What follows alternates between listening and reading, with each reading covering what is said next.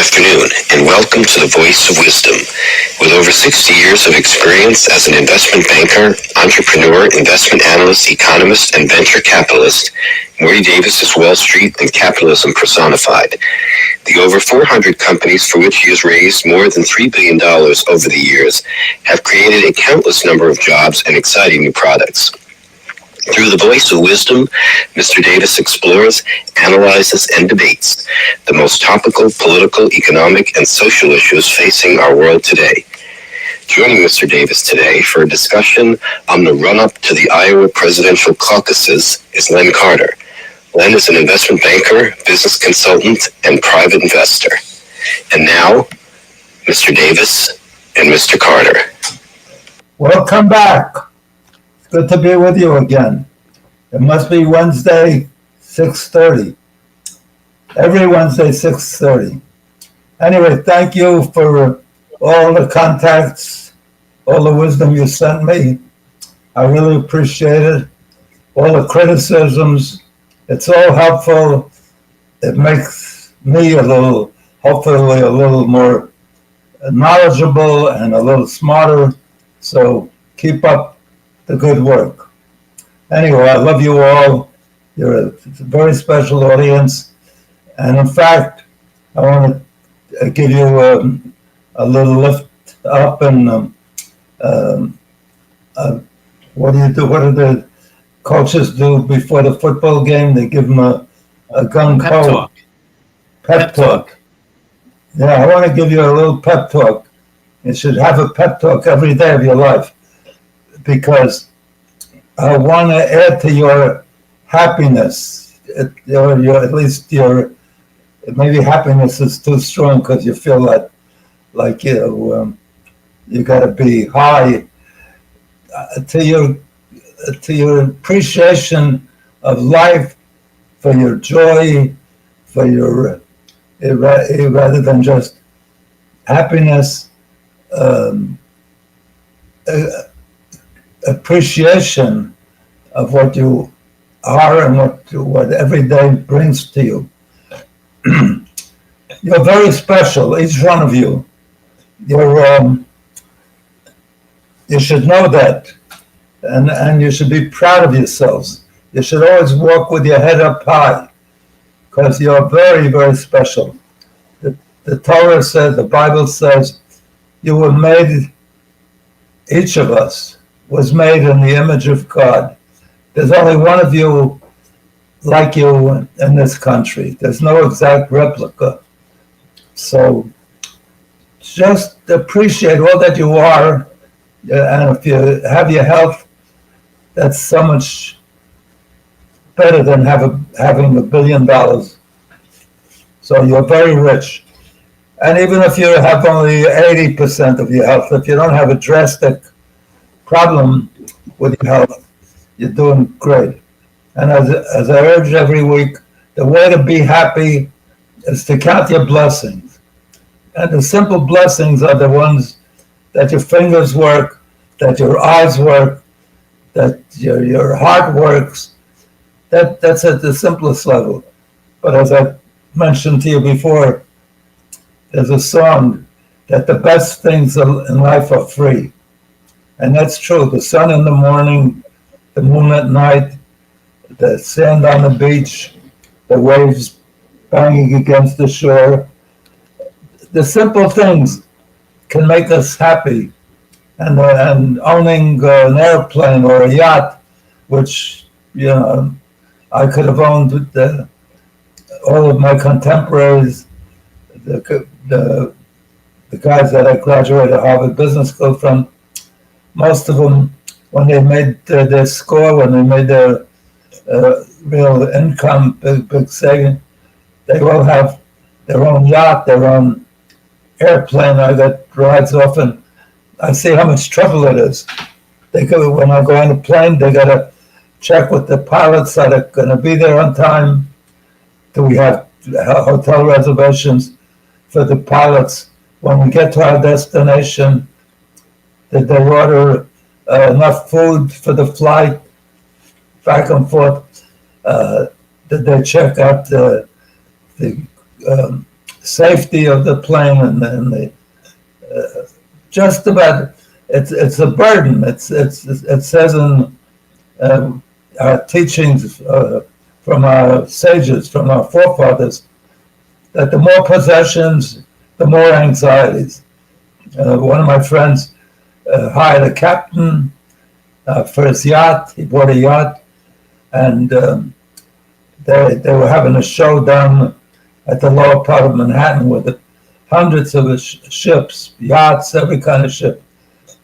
And he had hired a captain already, and he was all set. He was looking forward to it.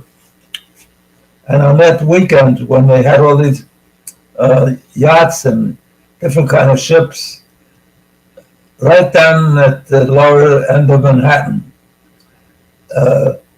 somehow another ship banged into him. He broke his part of his neck or his back or something. After that, he got rid of the yacht right away. So here it shows you all the things you think you want and are going to make you happy. That's not what makes you happy. What makes you happy is you yourself. Make yourself happy. Don't worry, be happy. Don't worry, be happy. And if you make up your mind, you will be. And if you count your blessings, you'll be even happier. So that's the best advice I could give you. All the rest of the book is commentary on that. The name of the book I wrote with my daughter, and it's recently come out. It's called Happiness Guaranteed or Your Misery Back. And I'm telling you, it really is guaranteed because, as I mentioned to you, if you get this, if you acquire this book, if you buy this book, and you're not happy with the purchase, it doesn't make you happier, I'll send you double what you paid for it. So not just a refund, but double what you paid for it. Because in all the books that are out there, I only get compliments. They say it improves the quality of their life. I think I mentioned this one fellow who's the chief executive, chairman of a major company in the Fortune 100, and he says he's now sent it out to so many people because he loves it. It's 365 days, every page, one page for every day of the year. So if you have the money, that's the best investment you can make, and it's not a big amount of money. And again, if you're not happy with it, if you get your misery back, I'll send you, just get in touch with me and I'll send you back double what you had. Anyway, enough pep talk. I'm happy to have my favorite cohort, Len Carter, who's really brilliant. As I told you in the past, he's a lot younger than I am, but he graduated from Harvard Business School the same as I did, and he graduated the same as I did at the top of his class. We both graduated with distinction, and he's a superstar, and I love having him on. And so let's get started with some of the vital issues of the day. The Chinese have a saying: "Save me from living in interesting times," because we're living in the most interesting times, but it's too interesting. Too many wars, too many fights within the country, too much racism, not enough self-appreciation, love. Our kids are messed up by being on the computer, on the internet, maybe 6-8 hours a day, and playing electronic games and so forth, as opposed to when I was young, we were outside playing in all kinds of weather, but it was fun, and we interacted with each other not by the computer or by a distance. So whatever you do, let's get back to real values where we enjoy our kids, where we give them love. That's one of the best things you could do to make yourself happy. Help others. Tell everybody that you do care about, that you love them. Don't worry about repeating it too much, too often. Nobody ever gets annoyed or tired of hearing that they're loved. Okay, well, we'll have Len Carter launch the topics. Len? Is Len on? Well, it looks like we lost Len. What happened? I don't know. Anyway, the modern technology. We'll have to do it without him. He's at a distance because he has a cold today. Usually he's sitting right next to me. He didn't want to give me his, he didn't want to share his cold with me. The other thing to remember is the more you reach out to help others to make the world and your life, your community, your children a little happier. He's back on. You disappeared. Len? Yeah, something. It froze for a second, but we're back. Okay. So I said you were going to launch the vital topics of the day. Yes, interesting times. So we've now officially entered the 2024 primary season, caucus season. First one's next week. We've had a number of debates and halls and more debates and a lot of news headlines in the surrounding this. And as usual, a lot of the headlines are around the one person who doesn't appear at the debates, at the town halls, and at all the other events, and that's Donald Trump, the forerunner. So I want to start discussing some of the issues that have been surrounding his candidacy and ability to run. The first is what we see happening in several states where lawsuits have been brought to bar Trump from being on the ballot on the grounds that the 14th Amendment bars anyone from being in high office who, quote, engaged in insurrection. So, like a lot of the Constitution, that's somewhat vague in terms of what it means to be engaged in insurrection. What is engaged? What is insurrection? What level of proof or conviction does someone need to be barred under that 14th Amendment? Originally came out after the Civil War, where people in Washington didn't want people who were part of the Confederacy to be holding office. And their argument was that secession and a civil war was clearly insurrection. And that's why they should be banned from office. So I guess the first question that really comes to mind is, and this relates to what just happened the other week, we saw in Colorado, now in Maine, the Secretary of State unilaterally, without even a court hearing, in Colorado, we saw that there was it did go through a judicial process somewhat.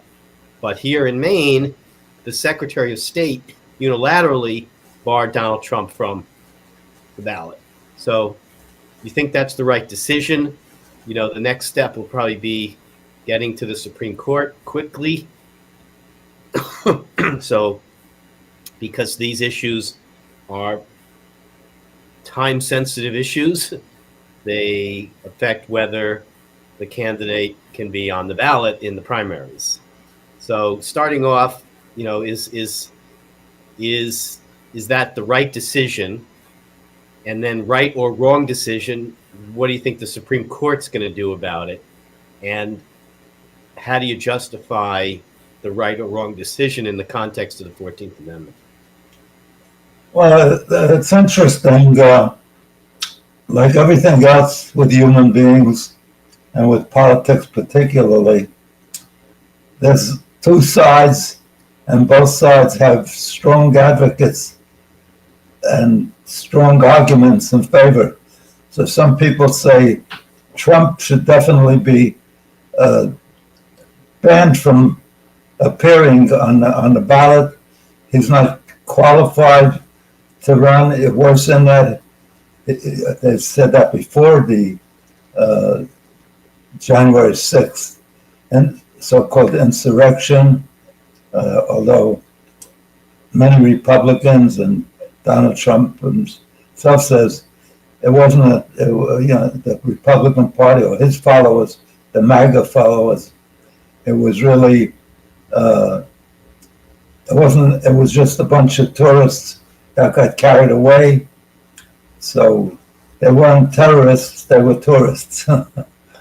So, and there are those that say you shouldn't deprive the voters, the American population from voting for somebody that they want to vote. So it's not up to the Secretary of State or even judges to deprive the people from voting. But Trump, of course, says that he was president, and even if he killed somebody, he can be brought to justice as a president, even though we have this feeling, and we repeat it often, that the Constitution guarantees we're all equal under the law. And that's certainly not true, because nobody could have delayed the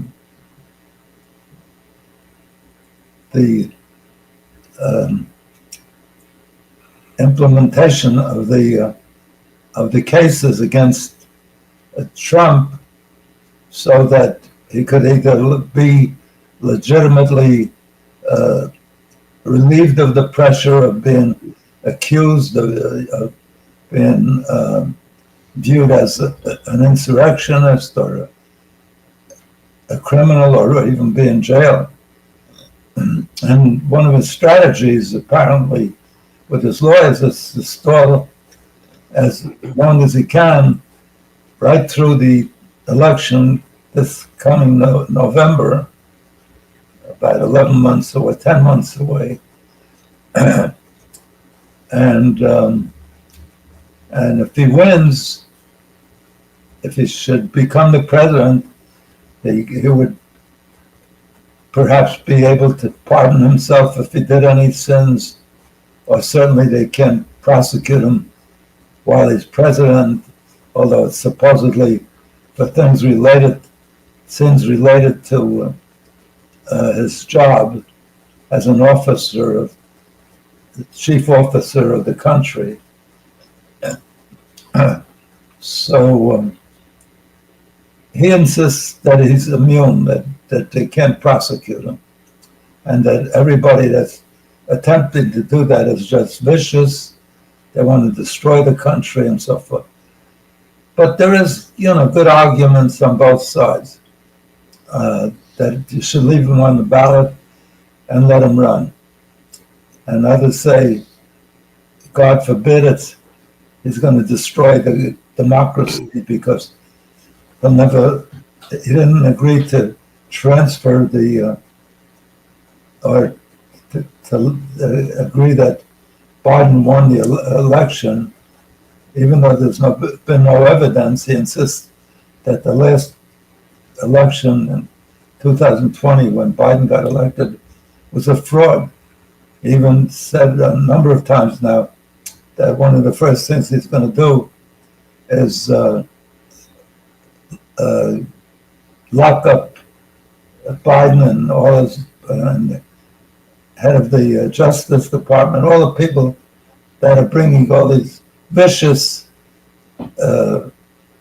attacks, legal attacks on him.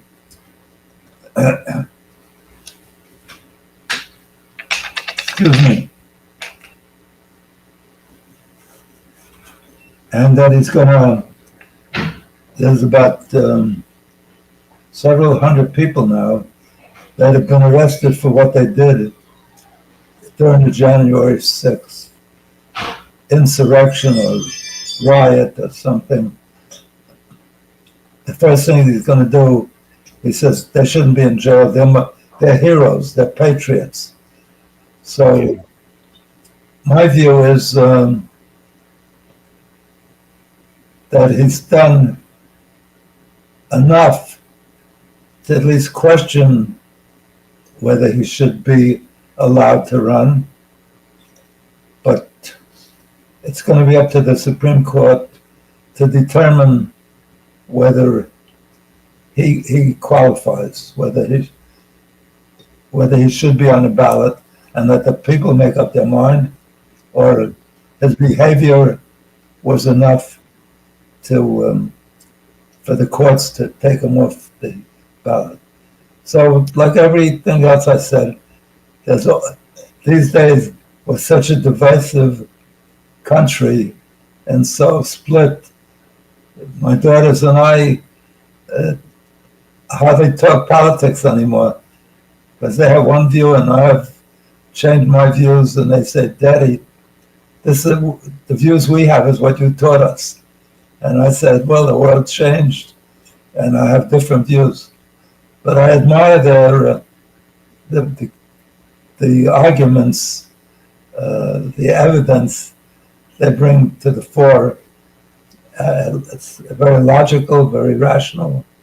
Their reasons for who they support and why I'm wrong. I guess, the question or the argument that people make for the banning of Trump is one of qualifications. So people will say, well, but we should let the voters decide.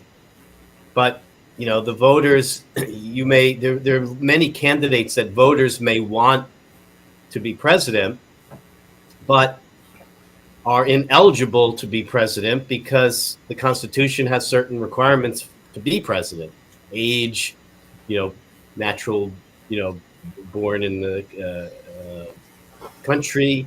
So in the case here, I think the argument that people are trying to make is it's qualification issue. It shouldn't be up to the voters because voters don't decide qualifications. The Constitution decides qualifications. The issue there is, has Trump been truly shown in a court or some other process to have engaged in insurrection? And many people say he did.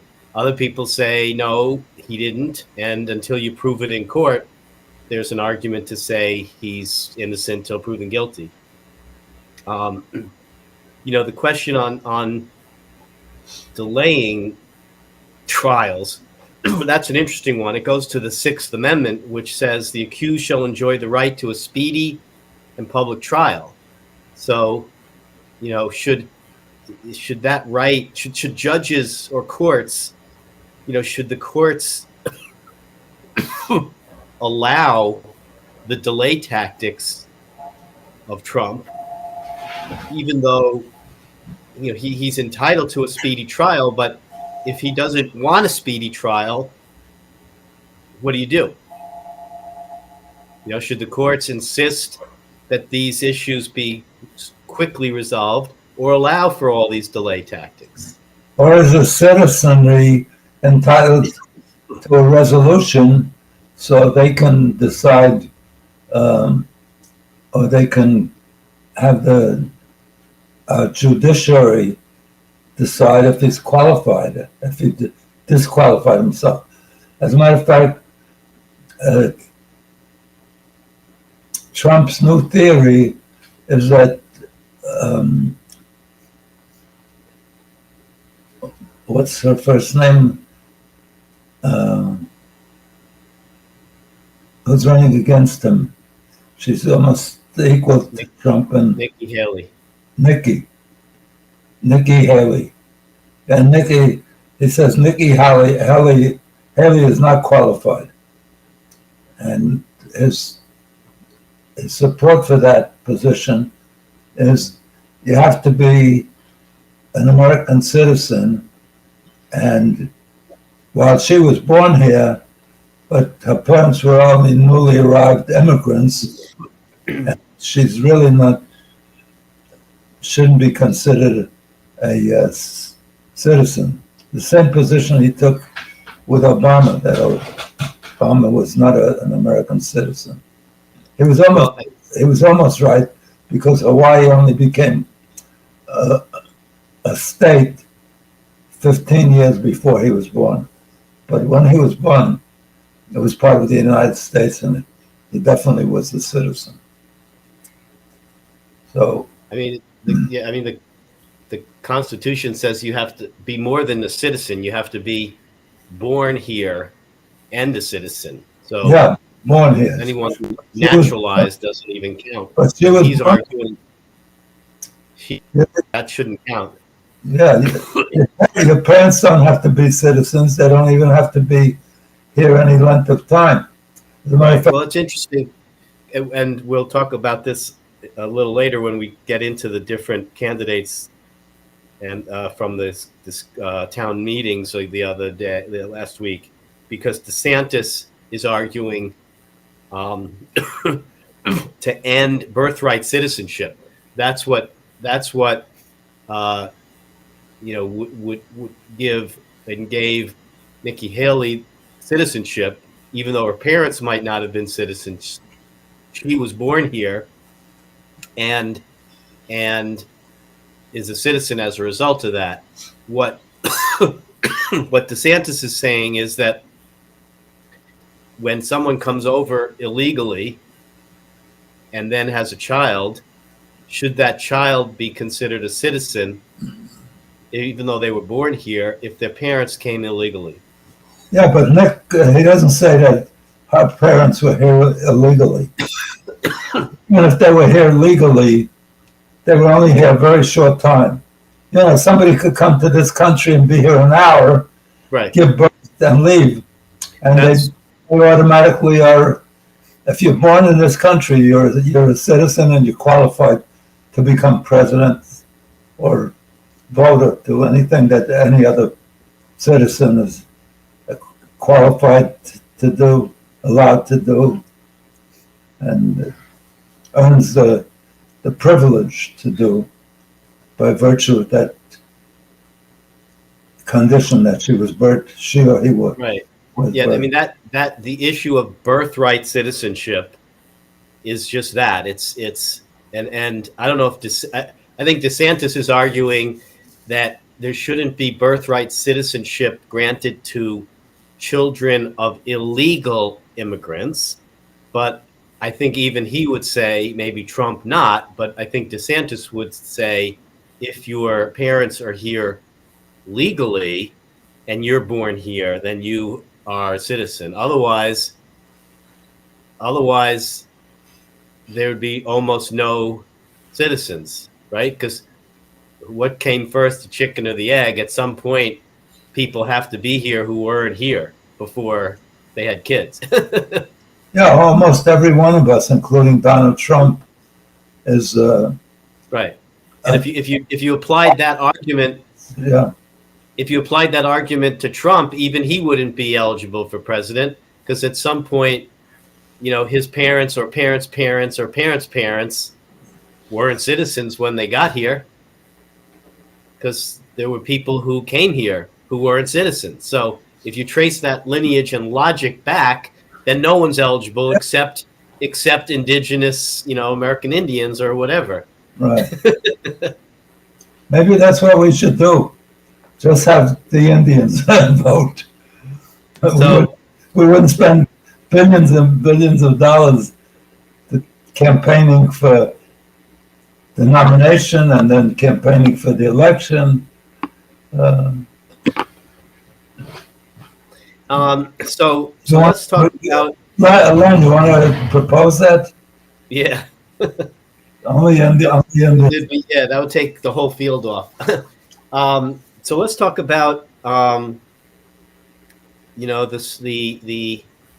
race for number 2, because there's a lot of debates and town halls and news cycles and headlines about all the candidates running for the Republican nomination, when in fact it's kind of a runaway race. And the candidates who are trying to knock off Trump continue to refuse to really engage and criticize and draw real comparisons between themselves and him. So, and last week, there were a couple of town halls. I guess the field's narrowed down now to really Nikki Haley and Ron DeSantis, and the two of them each had a town hall where they answered questions from various people in the audience. Christie's still running, and that other fellow, Salami, what was his name? Yeah, Vikram Ramaswamy, except they're not. I don't think they're going to be on the debate tonight. Tonight there's the final Republican debate. I think it's just DeSantis and Haley. I guess every debate they raise the qualification requirements, and at this, guys don't qualify. Even though they're on the ballot. Given the distance between Trump, present polling numbers, and DeSantis and Haley, they're not even in the same ballpark. Yeah. So it's not a race, like you said. Maybe they're hoping by some miracle that Trump is banned or he's old or disappear. But also, they would be the logical candidates, although I don't know how he could pick, after what he said about Haley,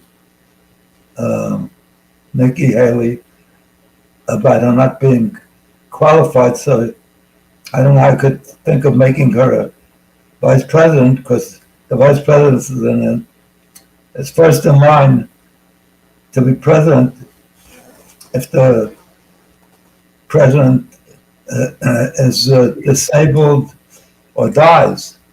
So right. The qualifications to be vice president are the same as to be president. Right. So who knows? I don't think he would pick her. I think he'd pick somebody more like Ricky, like the what's her name from Arizona, the governor, who's a big supporter, election denier. Or the woman, or the congresswoman who interviewed Gay and the three presidents of the universities. Yeah, Congresswoman Stefanik. And interestingly, I liked her a lot because she was forceful, and she said, the answer is yes or no. Right. And they just said, well, it depends, What was the word they used? It depends on the context. Yeah, but but how did you frame the question? Do you believe that? He said, "Is the call for the genocide of Jews? Yeah. Does that violate Harvard's, right, policy?" And they said it depends on the context. And she Right. said, no, it doesn't. Yeah, at certain times, it made genocide of the Jews maybe appropriate in the view of those three presidents. So I liked her a lot. But interestingly, she's a very strong supporter of Trump and still insists that Trump won that it wasn't a legitimate election, even though there was no proof that anybody brought, even to this day, and it's not for lack of trying. So let's talk about some of the issues and some of the questions. What was her name? Stefanik, Congresswoman Stefanik. You might pick her because it's good to have a woman. Yeah, that's possible. Yeah. So let's talk about some of the issues that were raised and questions asked in these town halls. So one person was asking Ambassador Haley about, one of the favorite issues of this race is migrant crisis and the border and immigration. They were asking, is what Governor Abbott did in terms of busing migrants out of Texas to various sanctuary cities, is that a good thing? And she said yes, that busing migrants from Texas to sanctuary cities was effective because it showed the rest of the country what Texans have had to deal with for so long. Right. They also asked her a question: what was responsible for this civil war, the U.S. Civil War? And she answered states' rights or something to that effect. She didn't say anything about slavery. Right. She said it was a fight over how the government was run. And what freedoms of what people could and couldn't do. Afterwards, she sort of tried to back out of that, saying, well, obviously she didn't have to mention slavery because that was obvious. So she mentioned states' rights. But they all make stupid mistakes, obvious mistakes. What's interesting there, I think, is, and it's a question which I ask every day and still don't have an answer to. It's why do candidates like Nikki Haley or DeSantis or anyone for that matter, why do they get tortured when they make a misstatement?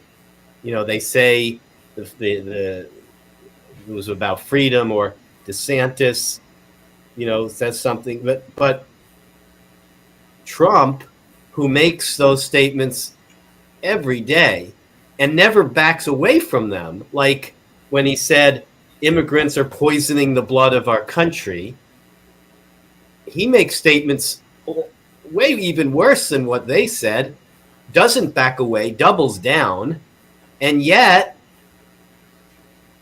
nothing happens. Not only does nothing happen, is people run to support, right. And I saw an interview with a reporter who was in Iowa showing voters the little clip of Trump's speech where he said immigrants are poisoning the blood of our country. And one woman, they asked her, well, what do you think of this? Do you think it offends people? And she said, well, it might offend some people. And then the reporter asked her, well, does it offend you? And she said, no. So I think, again, the magic of Donald Trump is his ability to say what people think but aren't willing to say, or say what a lot of people are thinking but not saying. Well, that's one of the things that a lot of people admire, a lot of his MAGA followers admire, because he's always comes back, he reiterates what people are criticizing about, and he sticks to his guns. He never apologizes. I never heard him apologize, no matter what he says. You know, one time, just as an example, Dan Quayle misspelled potatoes or something Yep. With an E. with an Yep. E. Something, yeah. And one of the presidents actually said, you know, he doesn't understand Latin because he went to Latin America, and Yeah. he thought because it's Latin America, but so many, you know, one of the candidates that was running didn't know where a certain country was, or you know, he didn't know his geography. So they little things like that, they drop out. Yeah, they just get tortured, and it seems like there's just two sets of rules. I don't, you know, that's We shouldn't torture them till they get into office. Then we should torture them. right. You know, so then Haley talks about, you know, we are a country of laws, and how that just Outlaws. yeah, we're a country of laws, and how that justifies, you know, sealing off the border and keeping all these people out. But I think, you know, what a lot of people don't realize is, well, yes, there is illegal immigration. You know, I think most people coming in are asylum seekers, you know, and they are coming in a sense legally, right? Because international law says, you know, there's rules and regulations on dealing with asylum seekers from other countries. On one hand, she says we're a country of laws, and then, you know, conveniently, you know, sort of conflates illegal immigration with the asylum issue, you know, and it's not, again, it's used as a, you know, just as a catch-all, bash the Democrats over immigration policy, open borders, whatever. But the issue is much more nuanced and difficult because, you know, even a Republican president can't shut the border and ignore asylum rules. So, you know, question is like, how do you abide by international asylum law and control your border? Well, How do you do that? the people that dislike immigrants generally, particularly if they're not white and from Europe, or from the Western countries, from Canada, from Mexico, they would advocate that the ones that are seeking asylum, we should put them, the minute they get here, we should put them into asylums. Like we have lunatic asylums or whatever. So they just don't want the dilution of the pure white, perfect, you know, a lot, not unlike Adolf Hitler, who wanted a pure white race. And they just have strong feelings against, like Trump says, they're poisoning our purity, our superiority. And to a lot of people, he's right. Yeah. Far too many. I never realized, few of us ever realized the amount of anti-Semitism towards Jews that exists. It's been latent, you know. But recently, it's far more, and kids at college that are Jewish have been beaten up, locked in rooms, and even worse.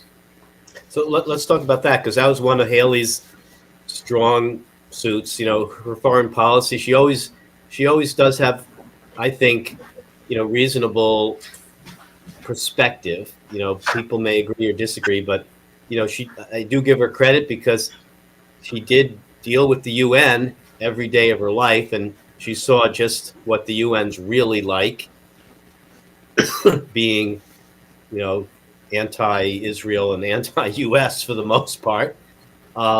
So her policy, her feeling is that Israel should do whatever it takes to eliminate Hamas.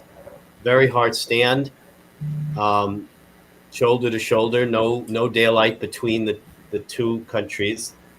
How does that square, you think, with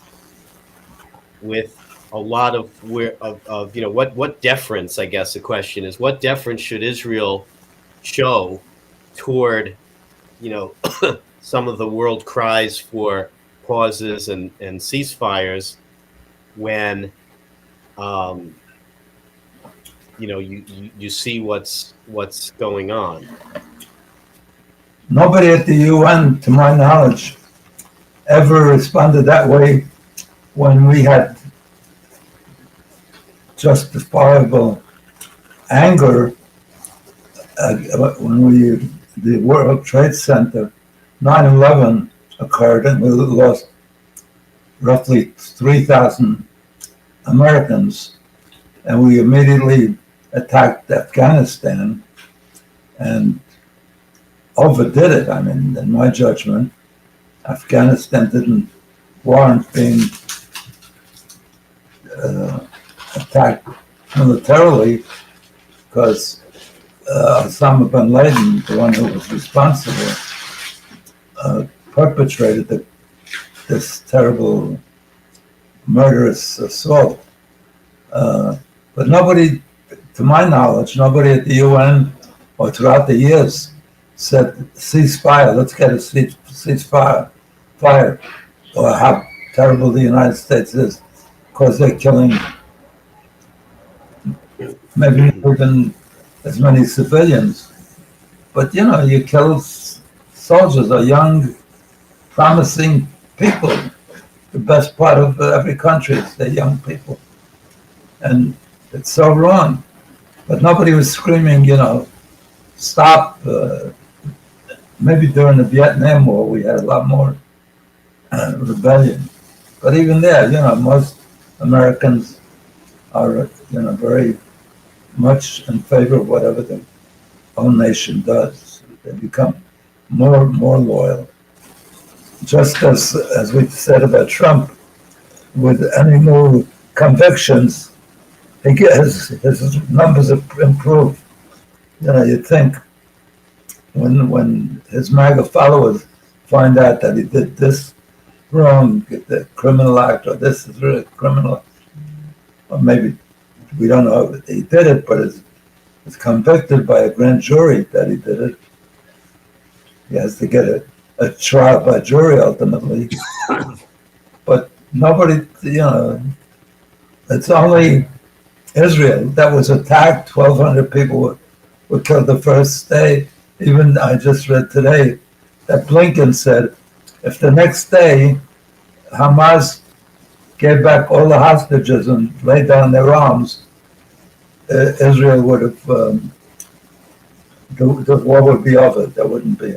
And that's kind of ridiculous, because he's saying that Israel wouldn't have a response for what happened on October 7th, that all these people were innocently killed, but not only killed, but abused, and women were maimed and crippled, and they were shot in their vaginas, and their vaginas were torn. Unbelievable. So, and very few people have an understanding of the whole evolution of how the Palestinians wound up in this difficult situation. But they had over the years many opportunities to become a state and resisted. Even in 1947, when it was partitioned, that land that Great Britain had occupied or had control of. And the Palestinians were offered their own state. And instead of going to the UN and fighting and complaining, and which would be the first step at least, all the countries around Israel went to war against Israel Israel had no army, no government, anything. Just began setting up. And so people don't realize that the Palestinians have created their own difficulty, because if Israel gave them chances, Israel returned the Sinai to Egypt. Ever since then, there's been no difficulty between Egypt and Israel. They actually returned Gaza to the Palestinians. Unfortunately, the Palestinians voted to bring in Hamas instead of the PLO, Palestinian Liberal. The PLA, the Authority, Palestinian Authority. But yeah, so I mean, then where do you think that? Where do you think the waves of all this pro-Palestinian support in light of that? Is it just is it misconception? Is it anti-Semitism? Is it bad marketing on Israel's part? I mean, where is it? What's behind it? The only thing that I can assume or gather from the recurrence of the abuse of the Jewish population over the centuries. This isn't the first. The Germans did it under Hitler, and over the years they've been, wherever they are, they've been kicked out of their homeland several times. Their temple was destroyed twice, and there's always anti-Semitism. So you'd think that there's such an infinitesimal people, a number of people in the world. The Jews are, if you count everybody, intermarried and even those converted, there's a total of 15 million throughout the world. That's not even what do they call it? Not even in statistics, they say it's not a rounding error. Yeah, it's not even a rounding error, but it's less than a fraction of 1% of the world population. You'd think that this small group wouldn't even be noticed. Nobody would know about them. There was a rabbi in Israel that I met, and he got an advanced degree at Columbia University, PhD, very brilliant guy, very worldly. So he said his roommate at Columbia was a Chinese student, also very brilliant. So one day, his roommate asked him, he said, how come the nations that appear on the front page of the Times are three nations: the United States, which was the second one, China, United States, China, and maybe Russia at that time too, Soviet Union. Or maybe it was the Soviet Union before China rose. It's the United States, Soviet Union, and Israel. He says, I can't even find Israel on the map. He said, where's this Israel? So he took out a map and showed him where it was. And he said, that little piece of land, that little nothing. Why is it, why do they always get the headlines? He couldn't understand. It's really not fathomable, It shouldn't. But in terms of the contribution they make to the world, Israel, for example, is a leader after Silicon Valley, which is number one in the world in technology and developing new products. And Israel's number two in terms of, considered number two in technology, even though they have a small population relative to every other country. And on NASDAQ, which is the stock exchange that has most of the technology companies listed. So the United States is number one, Canada is number two, and Israel is number three. And the reason Canada's number two is because they have major oil companies and major mining companies. It's not technology. So after the United States, which is number one, Israel is number two. And this small group of people has won more Nobel Prizes in proportion to their population, far more than any other nation in the world. I think right up till today, they won about more than 20% of the Nobel Prizes. And in all the important areas, medicine, physics, mathematics, all of the, forward-looking, and the world doesn't appreciate the contributions because they make more contributions to drugs and treatments that help the whole human race than any other country. Unbelievable. Far out of proportion to their numbers. The best major one that I remember, because some of my friends at Harvard had polio. One of the guys who was a top guy who wound up being a major partner at Goldman Sachs. Terrific guy, Dick Munchel. And he got polio just before Jonas Salk came up with the cure for polio. Today we have no polio. In those days when I was young, they'd give money to, what was it called? Something about the dimes. You put March of Dimes. The March of Dimes, right. How come you know it? You weren't even born. It's still around. March it. But it addresses some other disease. Yeah. It address polio. But in when I was a kid, it was all because so many people got polio. A disastrous illness.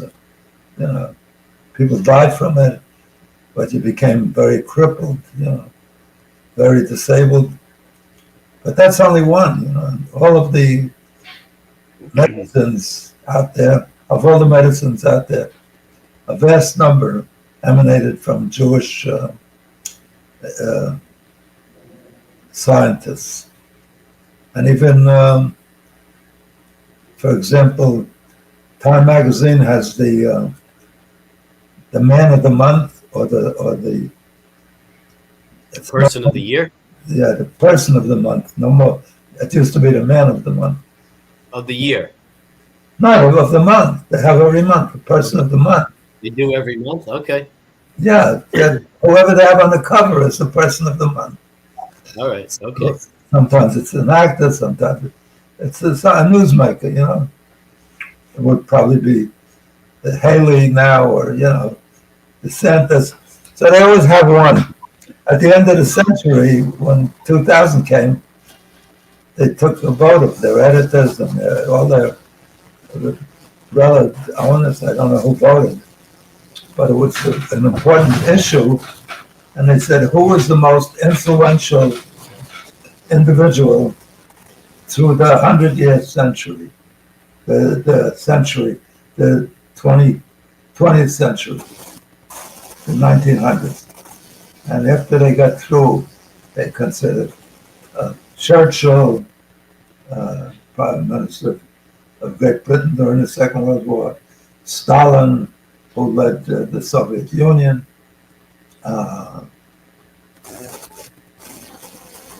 who was South African, a real hero. Mandela. Nelson Mandela.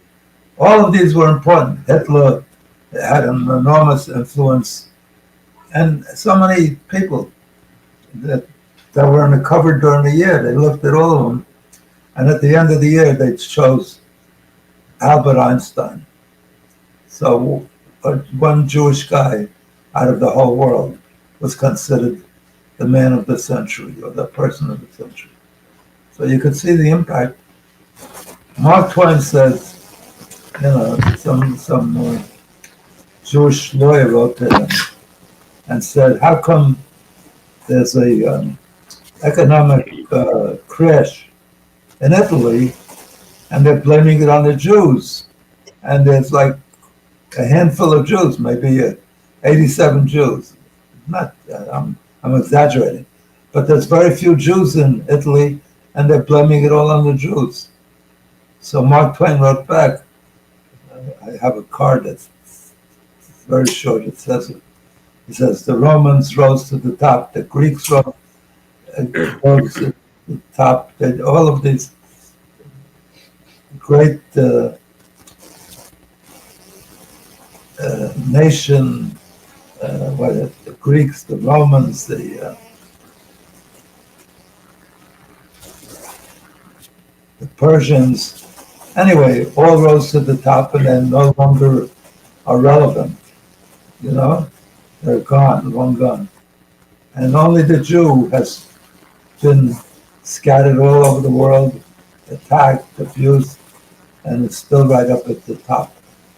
And it's more vibrant and I forget the other adjective, more vital than ever. And so the guy said, the lawyer wrote him, "Well, how do you account for that? Will it ever change?" And he says, "It'll never change," Mark Twain wrote. So he says, "How come?" He says, "Because wherever the Jew lands up in the world, and they're spread out throughout the world, they've been dissembled as the Torah said they would be.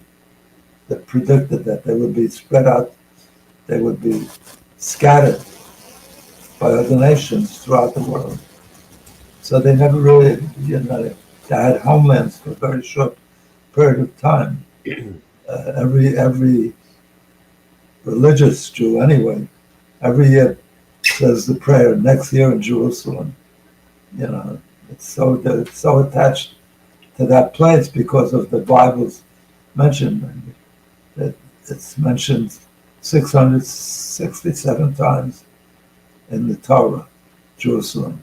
It's mentioned in the New Testament about 170 times.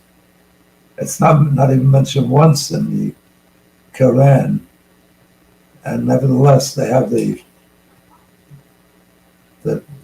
what is it called? The Temple on the Mount, which has become, they said, the second or third most important location in the Islamic religion. And they said the history shows that Muhammad died before that Temple on the Mount was ever, and the Israelis captured it in the '67 war. But the general Moshe Dayan, you might remember, he had a black, what is it called? Eye patch. Eye patch over his eye, over one eye. And he said, let's turn it over to the Muslims. It'll be goodwill. They'll appreciate it. We'll get along better with the Muslim. And since then, they won't even let the Jewish people that want to pray up there, which is right on top of the last temple, the most holy Jewish destination that was destroyed twice by the Romans and the other times by the Greeks, I think.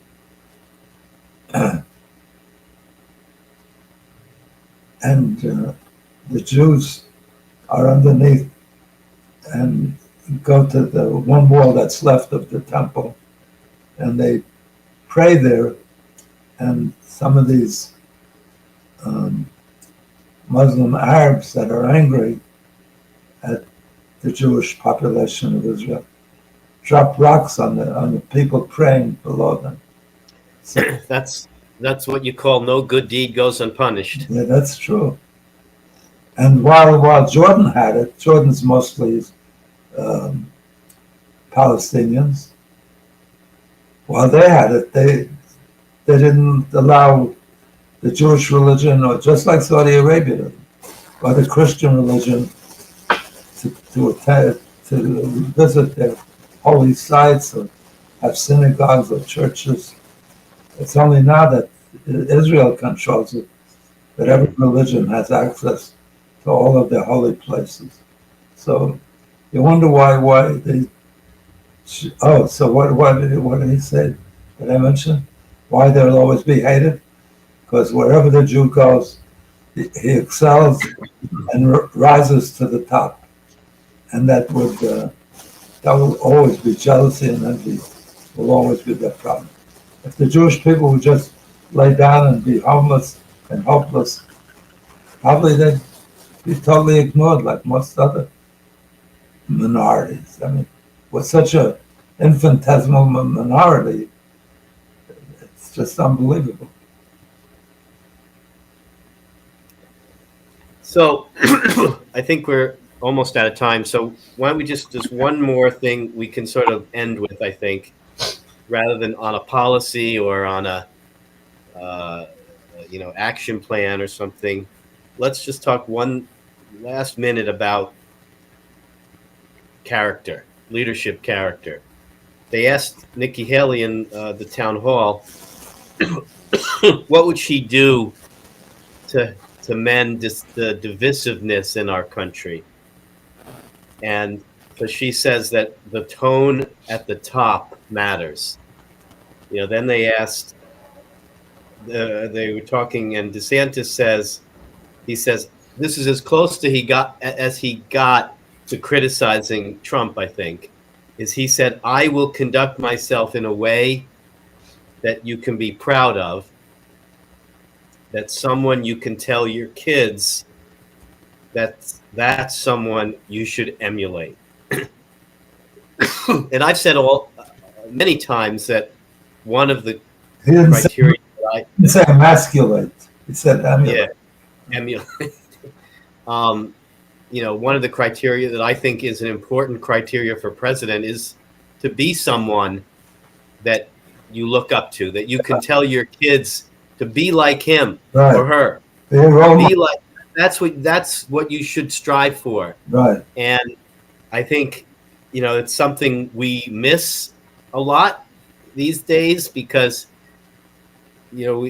so much of what gets ignored is simple, should be it shouldn't be ignored. It's simple decency, simple rules of human conduct, so I sort of wonder, I personally would think either of those two candidates, policies aside, I think, probably would be people at least who would, stand up to be better, right, better role models for your children. Be better role models. I do think that DeSantis, having been in the military and come from a military background, would protect, defend, and serve the Constitution in a way that not all political candidates do or political figures do. They don't have that understanding. It's is it like idol worshiping, to defend the Constitution? You know what Donald Trump said about people that served in the military? Oh yeah, they're suckers. Suckers, yeah. Suckers. And John McCain was not a hero to him because he was caught. So his heroes are the ones that didn't get caught. Yeah. He was in jail 5 years. He came back with an arm that didn't work. Yeah. Wounded. He was tortured. And he's criticizing the military people. And getting away with it. more than criticizing, getting away with it. Yeah, but a lot of kids do look up to Trump because they'd like to have a program like The Apprentice, their own program. He's a TV role model, you know. He always told me, he said, Morty, every guy tried it. Every tycoon, the top people. And he says, none of them could ever make it work. And my program's top program. Everybody loves The Apprentice.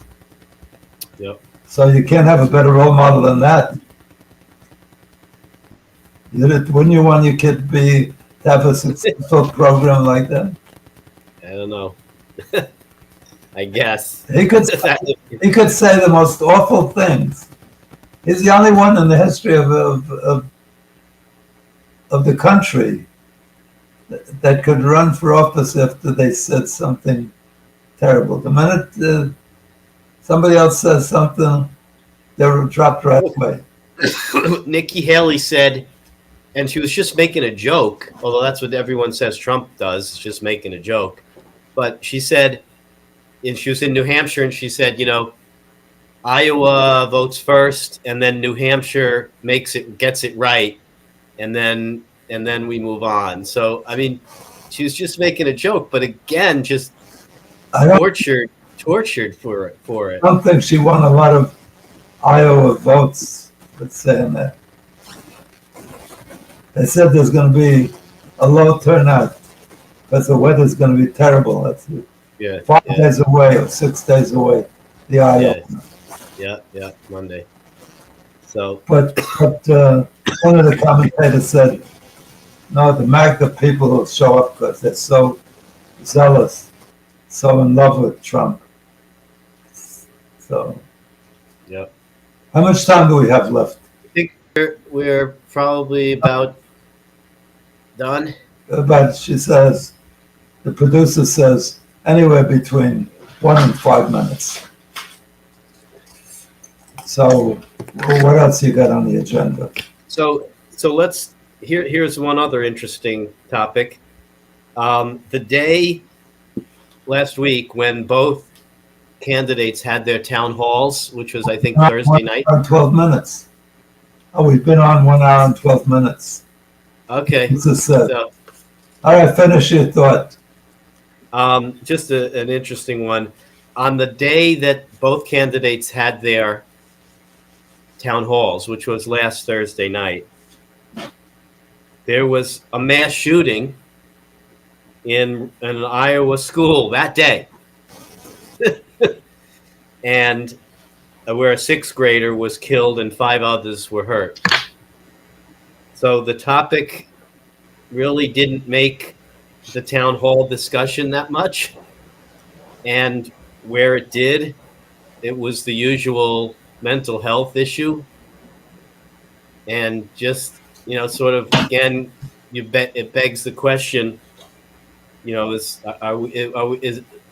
this ever going to, is there any way that our country can address this? Horrendous. 75% of Americans are in favor of some form of gun control, and they resist it. But there was a big scandal this week because the head of the NRA. Yeah, he resigned. He's got into big trouble because he spent millions of dollars. Yeah. It's a nonprofit. Yeah, so-called nonprofit. Yeah, so there's no profit because I mean, going on vacation and going to fancy dinners is, I guess, also nonprofit. He took his wife. Yeah, that ensures that it won't be profit. Yeah, he took his wife on private jets to places. I think he's even going to be convicted for wrongful use of funds. Well, that is a crime. Using a charity's money for non-charitable things, I think is a that's a violation of. But Trump did the same thing, and I think he got a $25 million fine. Mm-hmm. He used it to purchase paintings for himself. He got a $25 million fine and was elected president. Yeah. Nothing, That was his, No- that was his punishment. nothing negative affects Trump. He's a genius. You know, So, we say about interesting times. From an entertainment point of view, he's going to be missed because every day that I get up, the first thing is some announcement about Trump.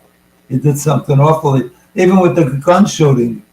He said, "Get over it."